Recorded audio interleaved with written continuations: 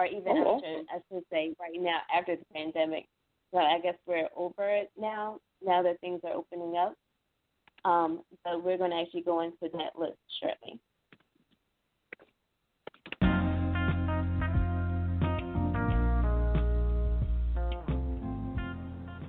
Hello, this is Corinne, and here's today's trending news break. The Federal Bureau of Investigation raided the California home of YouTube star Jake Paul this morning, according to TMZ and CBS LA. Agents removed several objects that looked like firearms from Paul's home. ABC 7 reported the Bureau is investigating allegations of criminal acts surrounding an incident at an Arizona mall in May. A spokesperson for the FBI's Phoenix office told The Verge. A second location in Las Vegas, Nevada, was also raided today in connection with the investigation. TMZ says the home is owned by Arman Azadi, a friend of Paul, who was also connected to the incident at the mall. And that's it for today's trending news break.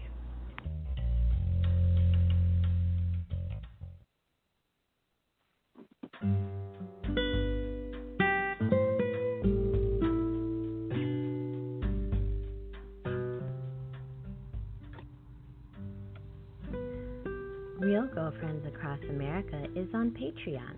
Please follow us at patreon.com/Real Girlfriends Across America. We strive to bring good content, and we appreciate every show of support. Your donation could make a world of difference. Thank you for listening and all that you do.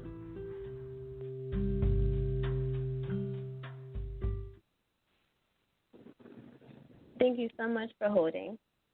Now that we're back, we're actually talking about places to go and things to do now that after the pandemic. So what do you think that this list, what would your guess would be if I was to say that there was a list pulled up and it kind of applies to everyone? And you said what now? What will be on the list? Yeah. Places go after or during? Going currently as this present time. You probably got something on your creative list that talks about a home. I have no idea. I need that list. I can't wait. Okay, come on with it. What about you, Annie? What would your guess be? What? I'm so confused. I've been just like literally living life normally, kind of. I just go to the store. I guess I must have a boring life. Like I must have a boring life because not much has changed. I just have to wear a mask into 7-Eleven and Target now. Now, in regards to the essential stores, for the most part, everything's open, is other than having a mask on and maybe the limitation on how many people can go inside of it. That's pretty much, I want to say, not back to normal, but it's operational. So you'll be able to go to those places and maybe at a reduced hours or something that they've changed about it. But in regards to this, is more or less talking about of different attractions that you could go to. I know that I've seen recently. Huh? I think I saw that some amusement parks are open. Is that true? Yeah, I was about to say I've seen a commercial recently for amusement park, and it was an empty ride saying we miss you. Yeah, and they were saying how they were going to open soon, and so that's going to be something soon. Then when I went to go search for a list, the first thing that Google brought up was online events. So that was something that I found interesting. So that was actually the answer to that, basically. So it looks like there's more or less suggesting that people do online events. Now, if you are looking to see something that's specific to your state, I would suggest to go to Google. Once you put in local events or events open now, it'll bring up a list, so you'll be able to see online events, what's going to happen today, tomorrow, this week. And also, they ask that you confirm to make sure that those events are still taking place, because a lot of people, they put in their events, but they forgot to cancel it, or just assumed that it was going to be automatically canceled, or forgot that they would put it in because they put it in so long ago, that, they just figured that it wasn't going to happen. So even with things that are listed or places that said that they're open, you still have to call and confirm, because a lot of places changed how they were going to do things. Okay, that makes sense. Now, have you experienced that where you thought something was open, or you tried to call somewhere and they weren't answering? Because I know I've experienced that a lot lately, where I would look on their website and they'll say they're open, but if you call, they say we're closed, or they say, well, we're closing at this time, which is different from what they're maybe what's shown on Google. Yeah, that time thing is a big thing. Like, I keep going to places too early because for some reason they changed the times, which is weird to me. So some places aren't open as early as they normally would be, and that kind of messes me up a little bit.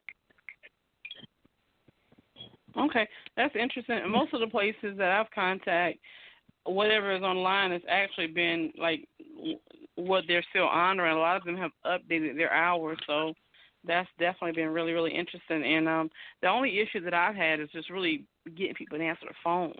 Like a few places that I've called, like they're open even if it's just for pickups, but calling them, it's a wrap. They're so swamped, they're not even able to answer the phone. Yeah, there's a lot of places that are like that, and then there's a lot of places that I know in my area, and I don't know if you ladies have experienced the same thing, where you have to wait in line for people to come out in order for you to go in. Mhm. It's kind of crazy how big the whole DoorDash and like Uber Eats and stuff has gotten now because of all this. Yeah, there's a trending industry now, which actually I guess is good for independent workers, but I'm sure that now that there's going to be an uprise in independent workers, there's going to be more laws that they're going to put in effect that would either hurt or benefit them. Yeah. Unfortunately. And what do you guys thoughts on today's topic? You said what now? I was just asking for your thoughts on tonight's topic. Well, one thing, when you just mentioned the virtual events, that was just definitely something I didn't think about. And it's so funny that you mentioned virtual events, because I literally am sending something to someone now on a ticket resource that someone had sent me. And with the ticket resource, it's definitely ideal for people that's like having different virtual events, whether you're doing it for free or whether you're going to do a virtual event and invite someone. So it's so funny that you actually even mentioned that, because I literally had just pulled that information up and was looking at the website. So I know that's definitely a big deal. A lot of people have told me they had like signed up for conferences. Another person that I worked with, she was actually going to a conference in Vegas, and they actually changed that to a virtual event, and they refunded like probably like 65-70% of the money that was actually paid. And she said the event was amazing. She's like, even though it was online, like it was still pretty incredible. So people are finding different ways. And when I look at like the different talk shows and stuff on TV, it's kind of funny, like to look at them, on the screen, but at the same time they're making it work, and I respect that. So it's bittersweet. I just hope, like I said, that soon they can come together and fix it, because I really think like kids should be out playing and learning together, and like people should be connecting and interacting. So I hope people reach out in other ways to do that, and don't isolate themselves. And I hope it, like I said, that we have the option soon to be able to get out there and run around again, Oh, absolutely. I'm sure they'll probably find more creative ways as time goes by for that to be possible. I don't know. I think so like you took the time to do some research, so I think this information is extremely valuable, because I wasn't even thinking about that. I think we're so busy moping and going crazy and just sick of it that we're not looking at how to think outside the box. So, no, the topic is really pretty amazing because you just really added a whole other element to what's going on right now and to how we still can find creative ways to do stuff.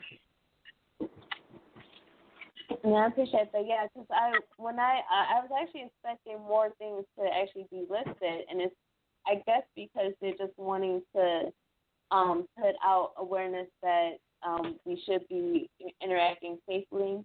That was the first thing that was generating, like, basically saying let's be social distancing, basically. Mm-hmm. Make sure you wash That's really your hands. interesting. What was that, Andy? Make sure you wash your hands? Yeah, just make sure you wash your hands. Yes, please, everyone. Spread love, not germs. That's, oh my gosh, that is so freaking true. We just got to be careful, like literally. Literally. Yep. Well, I mean, I don't understand why people wouldn't have been watching before, but okay. That's what I say too. I don't understand it. You know what? And I don't say this to be funny. You said what? I said we have to remind everyone to wash their hands. It's kind of sad. So what's you guys feel on gatherings? Gatherings of 20 to 30 to 50 people. Would you all participate or attend a gathering like that, or would you shy away from that? I'll be there. Oh, you said you would attend? I guess it depends. Like, it really would depend. Is it outdoors? Is it something I can, like, walk through? But indoors, I think a lot of people, well, actually, I don't even think by law that you could have certain gatherings indoors, because a lot of places are making sure that you have, people, or certain, apostasy, can't say that word, but a certain amount of people that can stay within a certain, inside of the building. Okay. That's really interesting. I went to I actually went to a funeral today, and it was like damn near 100 people there, and I was freaked out, and I was like, do these people not know about social distancing? Now they had on masks and stuff, but I kind of got in real quick and got out.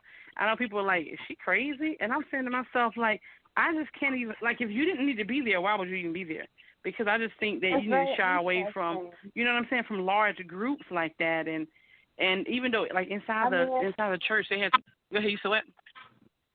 No, I said that's interesting because I know a lot of places that's not the case. Like a lot of places, you have exactly, they're doing graveside and everything like that.